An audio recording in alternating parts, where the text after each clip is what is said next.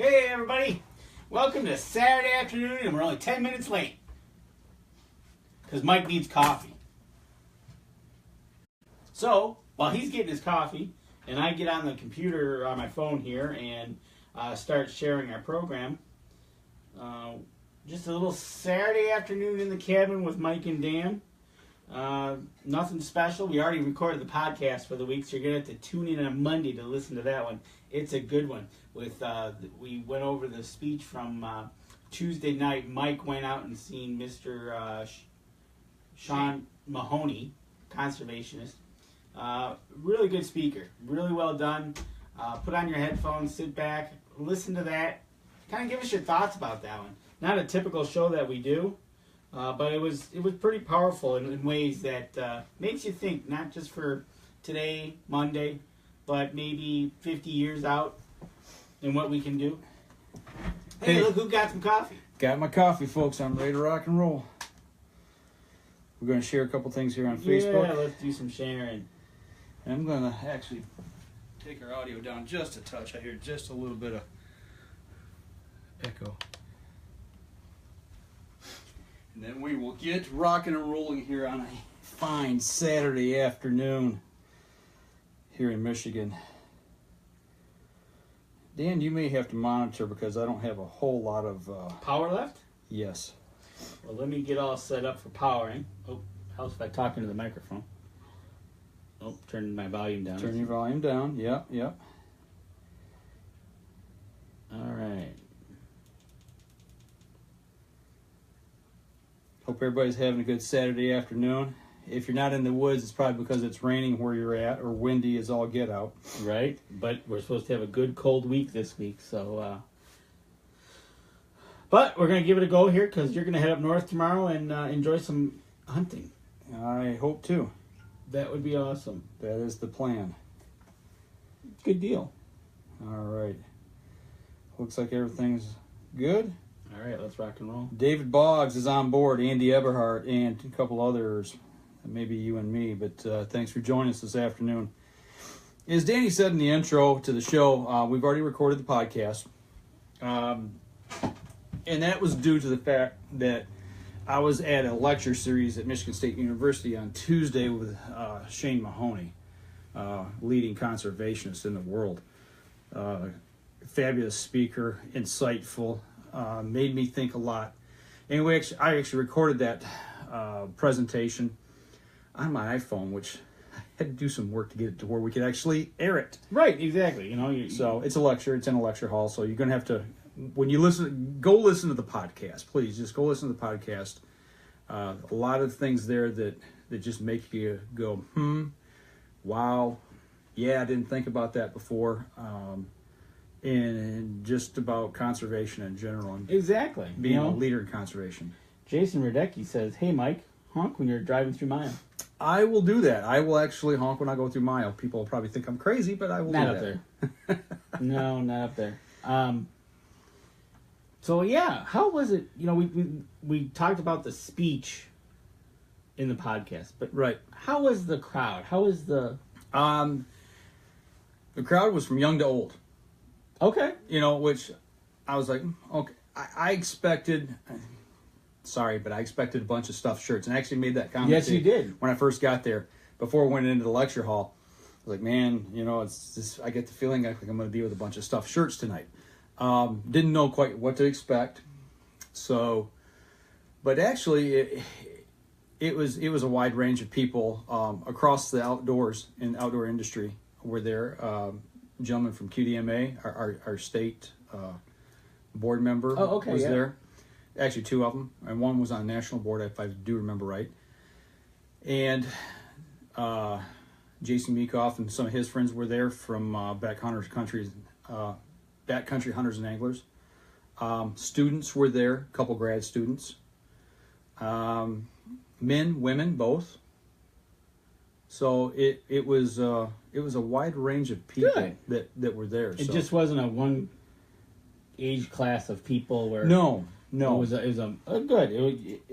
That's a good thing. So well-rounded group. The one thing, and you made reference to it on the podcast, was the fact that as you're listening to the show, I mean, I had to really boost the audio to get Yeah, so we were going to hear some things that were a sneeze, a cough. Nothing. It was pretty silent. Dead silent. People, it was one of them things where you're listening and you're like, man, never thought about that. Wow, that's cool. You know, it's just, it kept you engaged. And you made reference to the fact, okay, he's kind of a monotone speaker, but he still kept you engaged. And when his inflection level, when his voice raised in volume, it wasn't like a shouting, but when you knew it was important. It was something you needed to really pay attention to. He was very good at that. He's a very good speaker at that, and keeping things going and seeing how, getting his point across in a way that he doesn't talk down at you. Mm-hmm. He talks with you. Right. And from that point on, he went on and did his thing, and we talked about that in the podcast. So you guys got tuned to the podcast to get the full lecture and our commentary about it. So, but overall, okay. I mean, we talked about it on the show, but what did you get out of it? I mean, it was about 40 minutes long. I think what you get out of it is, like we talked about, it's like a logging project. Mm-hmm. You're you've got short-term goals, mid-term goals, and long-term goals. And that's how you have to think about conservation. You're going to have some short-term goals that are going to happen between now and short-term. Mm-hmm. But when you make those decisions, start looking out 25, 50, 75 years down the road saying, okay, if we do this today, what's going to happen later on? Or what can I do to ensure that this is still going to be around? Okay, so that was the other part. Was he said, and to do this, you don't have to be somebody of fame. You don't have to be somebody of money. Just get out there and start doing something. Right. Now, he did make reference that in today's day, if you own a goldfish, you could be considered a expert. You're right. Or you might consider yourself an expert. Right. Which, it happens, but... Hey, Tim. It also it's a matter of fact of get out there, start doing something. And actually, he left it off at the end. He kind of threw that question right back at you. He says, "What are you going to do?" Mm-hmm. Because if you don't do nothing, it's going to be pretty silent. Yeah, and the one thing that didn't get said in that podcast was how do you take it to the next level? How do you, the people that were there, the 150 people that were there, how do we as individuals make an impact in conservation? What do we do? How do we get started? And that question in the question and answer period was brought up. And actually that was the only question because it took him 20 minutes to answer it. So, you know, and like he said, we're going to bring that next week. He said the question, what are you going to do about it? You know, you don't have to be you can start with yourself. And again, I'll say it, and I've said it in the podcast. Look at what Lincoln Roan has done. Yep. He started out, mm-hmm. He had a passion for something, wanted something changed, figured it out, started on Facebook, and now he's over 20-something thousand members. Mm-hmm. You know, that kind of goes to show you that, and what he wanted done this past year failed. They kind of slapped him in the face with it. Actually slapped everybody in the face.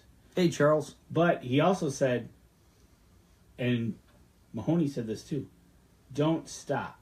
Don't stop.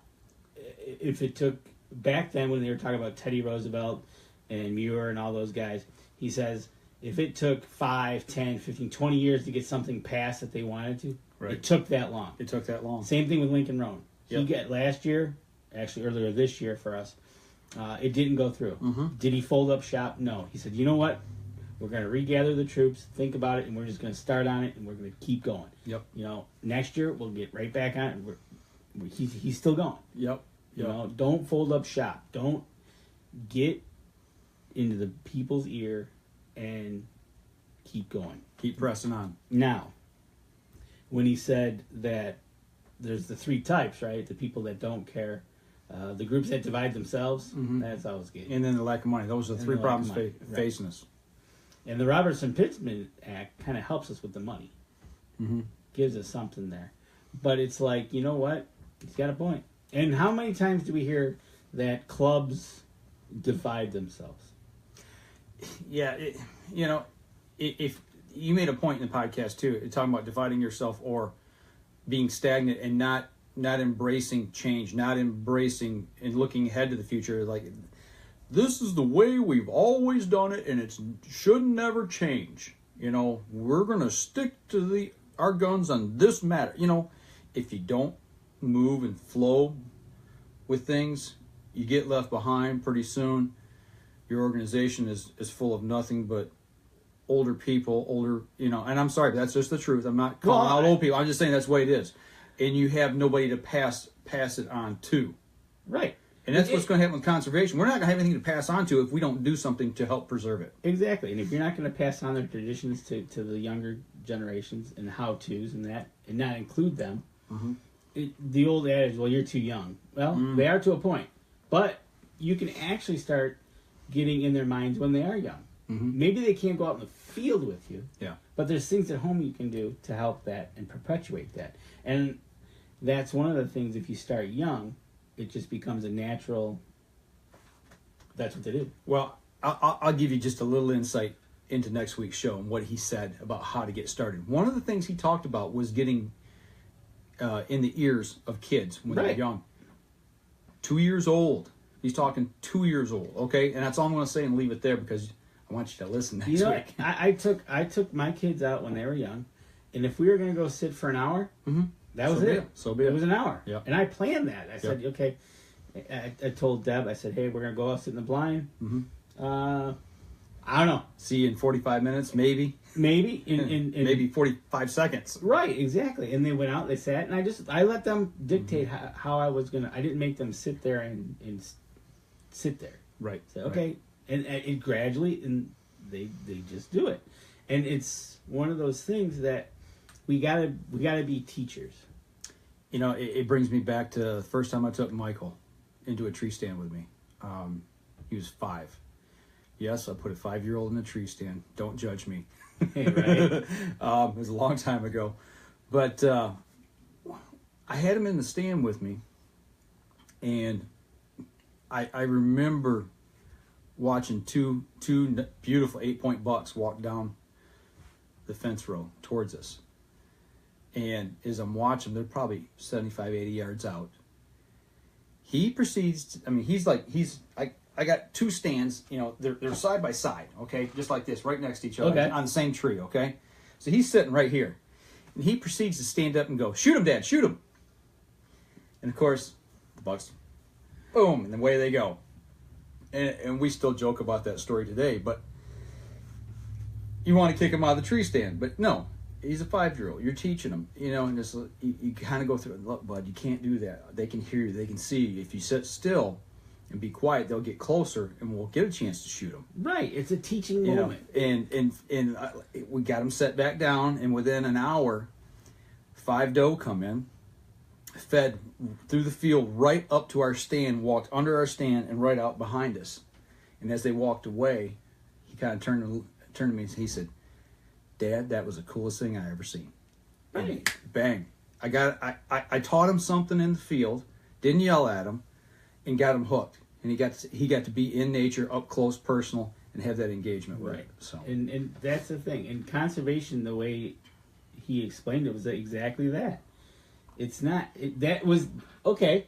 So your instant satisfaction was that moment. Yep. Down the road, he eventually became a hunter. Went out. Yep. Got a bear. Yep. And now. Yep. Deer, bear, waterfowl. Right.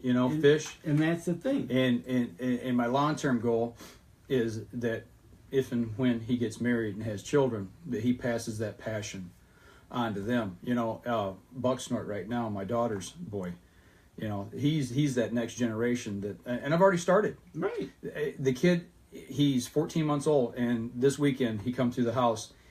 I've been working with a crow call since he was about 6 months old. I just put it to his mouth and, I blow on, just kind of teaching him, getting that ingrained in his mind. He walked through the house the other day. He grabs a crow call and he's going through the house and just hammering it. And you get them young, and it's something as simple as that. Maybe you show them worms outside in the dirt, whatever. And it doesn't have to be something you can hunt. That's what Mahoney said. Yeah. He talked about the bugs in Asia. Yeah. Or in Europe. Europe, yeah. He talked about the African plains. Yep. It's all different. Everything's different. It's all different. It's all relative to your area. Right. And what your passion and what your desire and your drive is. And the fuel in the tank. So. And maybe and he said it. He said Teddy Roosevelt loved to hunt. And that's what you heard a lot about. Yep. But also, he was a bird lover. Yep.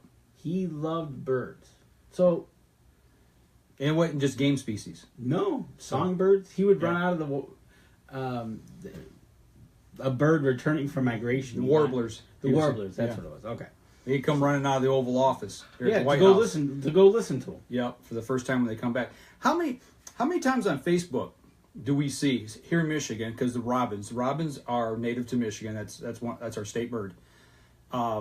They fly south for the winter, and in the spring you always see people posting, sometime March, April-ish. Hey, I saw a robin. First robin this year, and they're posting them online. Yeah, because it's a sign of things to come. But people appreciate that. But what if we didn't have that? What if all of a sudden they're gone? If we didn't have a bird, didn't have a squirrel, didn't have a mouse, anything. Silence. Dead silence. All we'd hear right now would be cars driving by. Mm-hmm. And you and me complaining about something. Right. Imagine that, right? Hey, for those of you online right now, anybody's online, if you got any questions, throw them at us or throw us your comments on conservation, on how you feel and things you observe and see and want to see accomplished. But, on my Facebook page, you put your description of yourself. And I put conservationist last year. And I'm evolving to that. There's things that I've done here in the last 2 or 3 years to start pushing myself, even the podcast, down those roads. You and I have talked about this at length, talking about habitat, talking about logging, things that we can do to make our environment, our hunting environment specifically, better. But I've even started thinking more along the lines of what can I do here around the house, things that are going on. I mean, I don't want to get into the weeds on this too much, but honeybees. We got a problem with them right now. We got a big problem with them, and I've thought about what kind of flowers or vegetation can I plant around my house, or maybe even up at your camp in a field, like wildflowers that would attract the honeybees and give them the things they need. Right. That's one of the big things right now. We're having a honeybee shortage. Mm-hmm. But that matter of fact, that's a good point on the small effect. Right? Mm-hmm. Even the honeybees. What if we didn't have them? It all goes together. We constantly think that we're fighting against one faction or another. Somebody in the outdoors. Well, we can't have the bird watchers do this because it'll do that. Or we can't have the. They think, well, we can't have the hunters doing this because it'll do that. And instead of working together. And I think we're starting to see this, at least in the outdoor industry, with the advent of the National Deer Alliance, the NDA. They've kind of come on the scene here in the last 2 or 3 years. And it's a nonprofit group. It's just a group of like-minded people trying to accomplish a goal. Right. And it's you see different hunting organizations or chapters of groups joining and working with them. I mean, it's like, well, why can't Trout Unlimited work with the Ducks Unlimited and Whitetail Forever? Or why can't Whitetail work with Pheasants Forever? And Pheasants Forever, or the National Grouse Society, or the Rocky Mountain Elk Foundation, or the Audubon Society. There you go. There's things that we can do and work towards goals together, and that was the thing. I think Shane was really talking about, moving things forward, and trying to push it in a more of a long-term and global effect. Right. So, but definitely you gotta listen to the podcast. It was a good one, not our typical norm. So, So you're looking forward to a week out in the woods. Yeah, I am. You got a game plan? Kinda. Because it's supposed to be, I think I looked at the weather, I think it's going to be in the 40s all week. Yeah, I looked at the weather. The reason I'm not up today is because it was supposed to rain today. It's cloudy, it's nasty out, the wind is blowing. So I'm still kind of glad I didn't leave this morning or last night to go, because I probably wouldn't be in the woods. But with that being said, yeah, I've been watching the weather. I've been looking at wind speeds, been looking at the rain forecast, been looking at barometric pressure. You know, is it rising? Is it falling? Is it moving? Is it staying stagnant? Where are we at? Where's this front coming in? And trying to figure out, okay, well, what stands am I going to hunt? What's that going to let me get into the woods and be able to do? Versus just going, I'm going to go to my favorite stand set over there. Okay. You know, yeah, I do have a favorite stand. I don't know how much it's going to get hunted. It's going to be in the right conditions, or I'm going to stay out of it. I was laying in bed last night thinking about a set of tracks that I saw on my way to my stand, my first set, that evening set last Saturday. I come across a set of tracks that was tremendous. Right. And I don't have anything on trail camera in that area, so I'm going to probably put a camera up. And I'm actually, when I was going through where I saw those, I was looking for trees to actually put another. I got another stand that I've just got on standby that I can actually move pretty quick and get up quietly. So that's my goal. Excellent.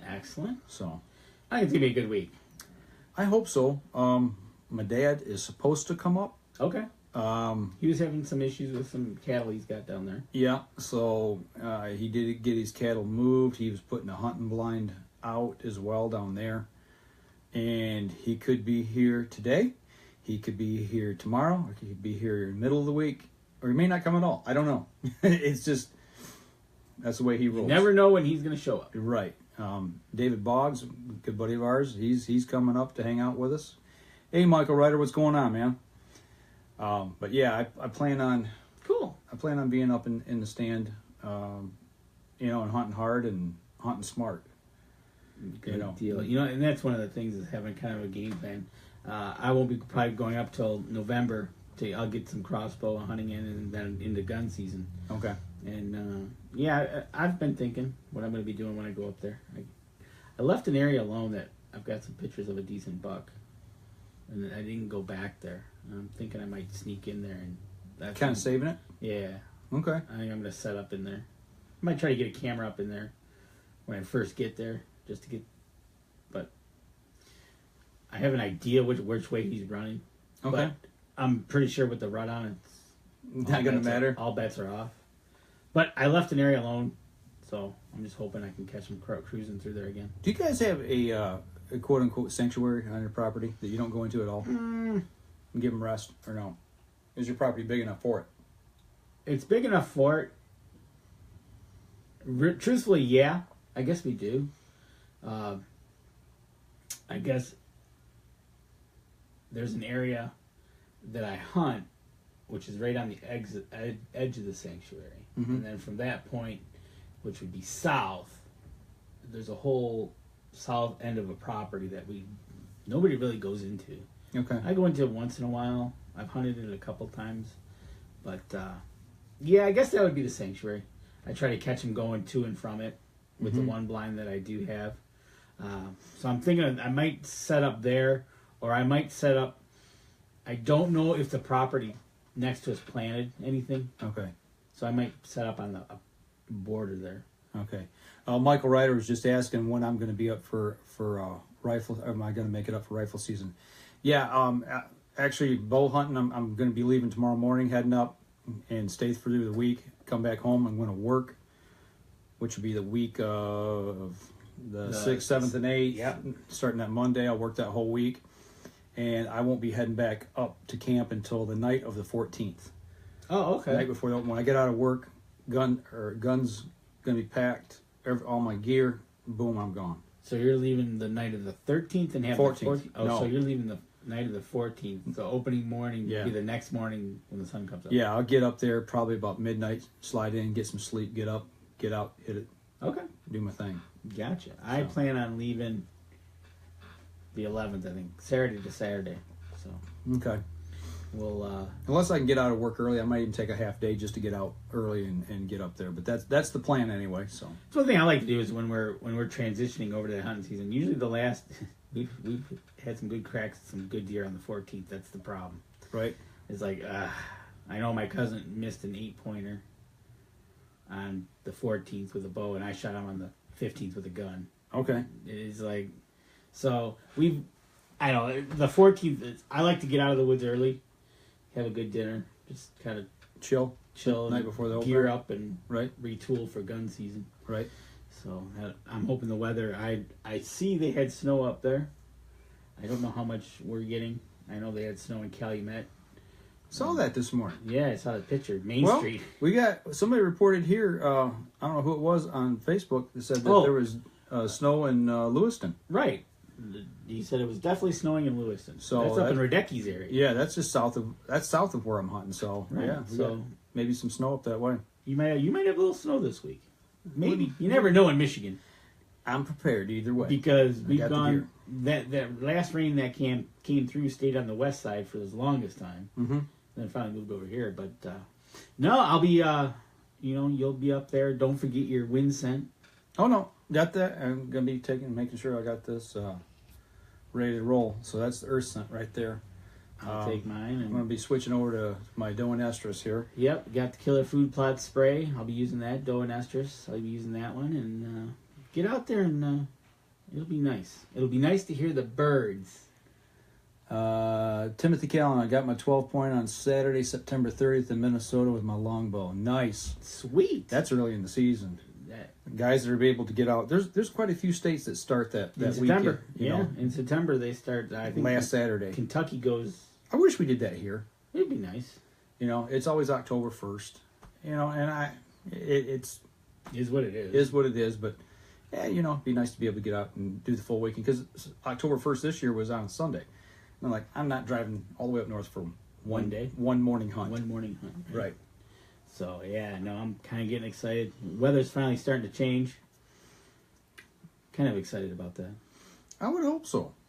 So we'll see what you've already got meat in the freezer.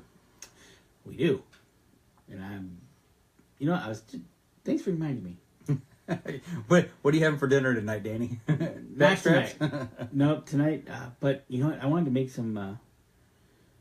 Jerky. I think. Yeah. Or summer sausage. Yeah. But I don't know if I'll be able to make it before I go up. Because next week I have a wedding on the west side of the state. Okay. I'm debating if we're going to get like a snowstorm. Because that can happen anytime. Yeah, we're due. It's right on that. It's right on the snow lake effect snow area. Right. You can get hammered over there and it can be dry here. I've done that. Coming back from one of the shows. Mm-hmm. You know, the west side of the state was snowbound until I got to Lansing. Right. Nothing. Hey, when you're up at camp, you do something we've never really talked about. I don't think. Do you do all day sets in the stand, or do you go out and hunt the morning, come in, grab lunch, and then go back out? Usually, day 1, day 2 of gun season, pretty much is all day. Is it? Okay. Yeah, it's an all day sit. I've sat. Yeah, it's an all day sit. Okay. Now, if you get one, yeah, it's the last one I got, my 6 point, which my dad was up with me. I didn't care at that point. Mm-hmm. I had him with me, and that was fun. But yeah, no, we do all day sits mostly. Okay. Unless unless somebody comes back, wants to do lunch, they come back. But no, that some do, some don't. I do an all day sit, usually opening day. I'm 50-50. Just depends on how things are rolling, how right. I feel, what's going on, the weather. Things of that nature. Most of our camp comes back for lunch. There's, I'd say, probably a third of us, that sit out. Okay. All day, or try to, depending on what's going on as well. So, and what's nice is I've come back to camp and just kind of hung out at camp too, and you're really still hunting. Right. Timothy Callan also just posted now with granddaughter who is 10, hoping for a doe. I would just venture to guess he's sitting in the stand right now. It might be. Are you in the stand right now, Tim? Could be. Listening to the show. Hopefully you got headphones on and not listen to us out loud. Right. So yeah. That's awesome. You got your granddaughter. That is cool. The more the young people get out, the better it is. Absolutely. Get them out there and let them stack them up. Yeah. So I actually got one in the freezer, and if I get another one, that could be interesting. On freezer space. Well, I got the grinder sitting over there. We can. 21 degrees. Yes, he's setting out. Good for you, man. Yeah, that's awesome. That's good hunting weather right there. It's just space. Freezer space.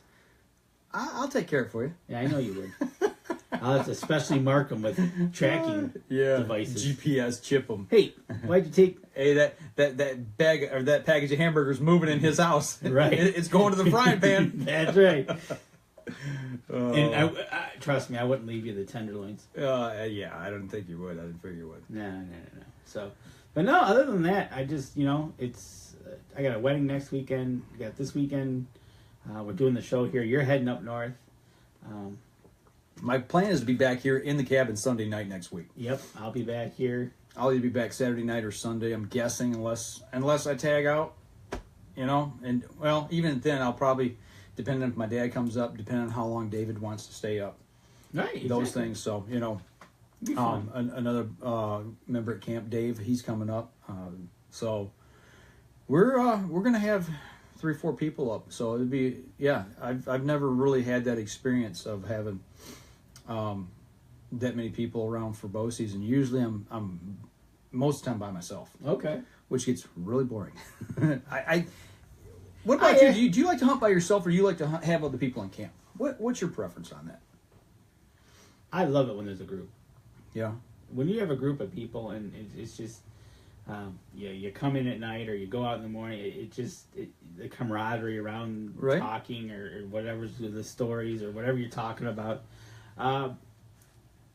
Every once in a while, sure, a day alone or 2 days alone isn't, like when I hunt down here, I'm pretty much, I'll hunt alone, but yeah, I like having people in camp. It's fun. Charles Byram just said he's been trying to get himself in shape for all day sits. Wayne kicked his butt yesterday, swaying back and forth, 30 miles an hour, 20-degree wind chill. That's a tough sit. That's tough sit. That's a tough sit.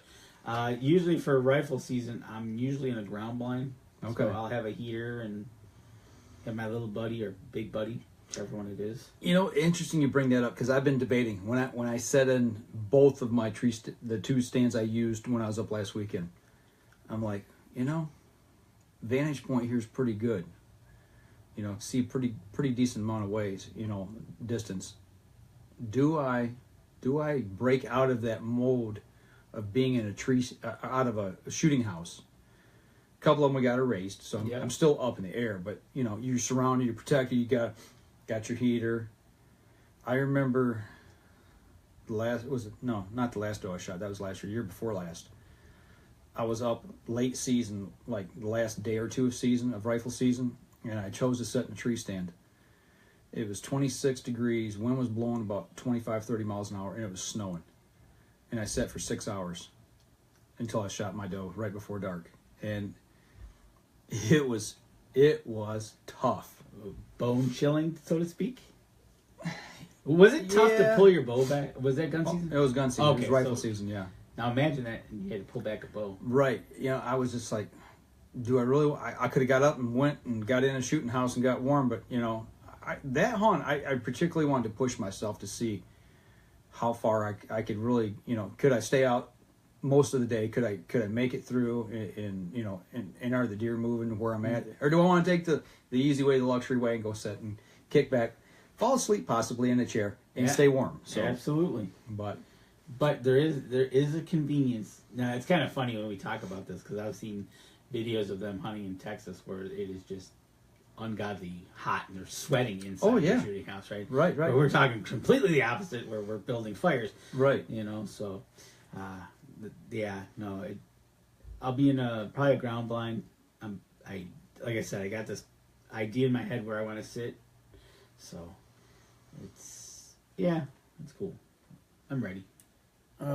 See, Timothy just posted again. Got 2 does moving into the clover 20 yards away downwind. Well, turn her loose on them. Shoot one of them. And you're waiting for what? Let your granddaughter shoot one. Yeah. Hey, we're doing play-by-play here live on Facebook from somebody in Minnesota who might get a crack at a deer here. So somebody's shooting, right? Pretty cool. So, but. No, we just wanted to do something a little different today. We wanted to still do a live stream. Wanted to bring you something. Just get everybody up to date where we're at. Tune into the podcast on Monday. I'll re-release. Back. Yep, we're back. Give it 30 seconds. I wonder if I can still hear it. There we are. See, we're back.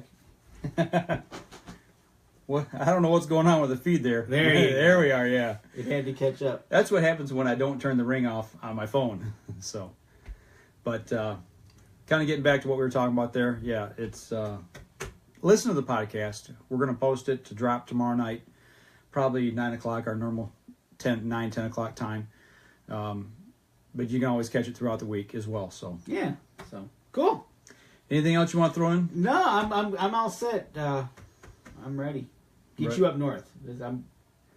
Absolutely. We'll be back in next week, and don't forget we'll do that question and answer session with right Shane Mahoney as well. And if you're listening to the live cast here and you listen to the podcast and you have questions that come up, shoot them to us. Yeah, actually, yeah. Put them over on Facebook page, message us, however you want to do it. Put them on our personal page, email.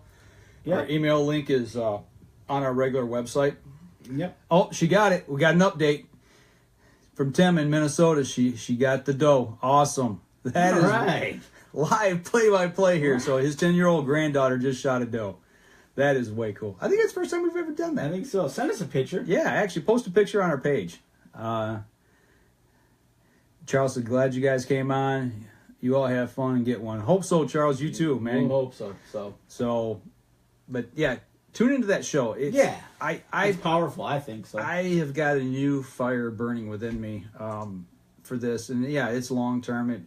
But every now and then, when the coals die down on a fire, what do? You get down real close, put your hands around it a little bit, and you blow real soft into it. Blow a little air into it, and get those embers sparked again, and get that fire burning. You don't blow hard into it, but you blow softly. Blow that air across those coals and get that fire sparked again. And watch it turn red again. So that's what we're hoping.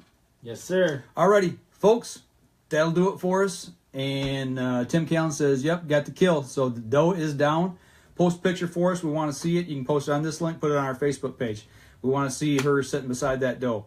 Congratulations to her. Yes. And everybody else out there, get out there, hit it hard. We're going to sign off now on the live stream and go over and check out our podcast. Y'all take care. Have a good one, folks.